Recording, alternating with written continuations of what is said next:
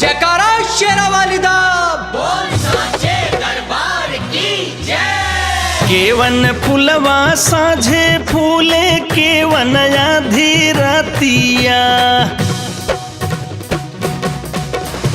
केवन फुलवा साझे फूले केवन आधी रतिया, अरे केवन फुलवा साझे फूले केवन आधी रतिया, अरे केवन फुलवा फूले भीनु सरवा हे माई। केवन फुलवा फूले भीनु सरवा हे माई। चंपा फुलवा साझे फूल बेलिया आधी रतिया, अरे चंपा फुलवा साझे फूले बेलिया आधी रतिया, अरे अढ़ौल फुलवा फूले भीनु सरवा है माई। अड़हुल फुलवा फूले भीनु सरवा हे माई।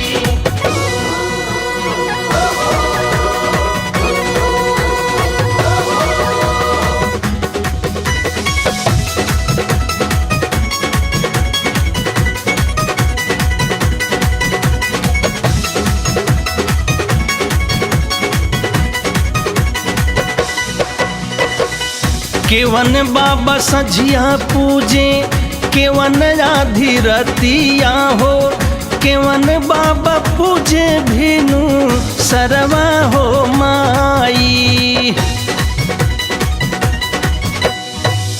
केवन बाबा सझिया पूजे केवन आधी रतिया हो, केवन बाबा पूजे भीनु सरवा हो माई। साधु बाबा सझिया पूजे औघड़ आधी रतिया, साधु बाबा सझिया पूजे औघड़ आधी रतिया, अरे जोगिया बाबा पूजे भीनु सरवा है माई। जोगिया बाबा पूजे भीनु सरवा हे माई।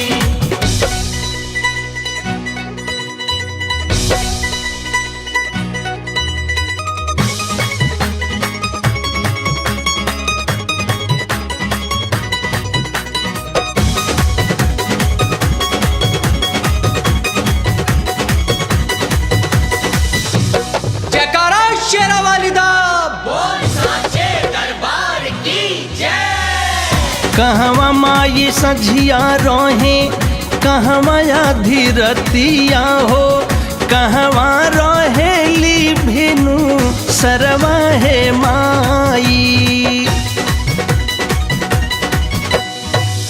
कहवा माई सझिया रोहे कहवा आधी रतिया हो, कहवा रोहेली भीनु सरवा है माई। निमिया गछिया साझे रहे मंदिर आधी रतिया, निमिया गछिया साझे रहे मंदिर आधी रतिया, और रहेली पहाड़वा भिनु सरवा है माई। रहेली पहाड़वा भिनु सरवा हे माई।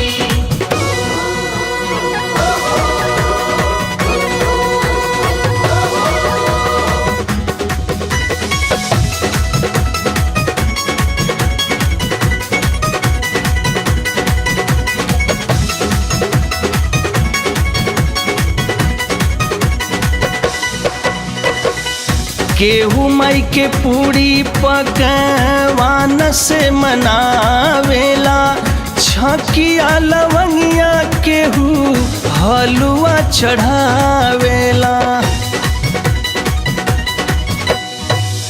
केहू माई के पूरी पकवान से मनावेला, छकिया लवंगिया केहू हलुआ चढ़ावेला। देवी माई हाई मोरे दुनिया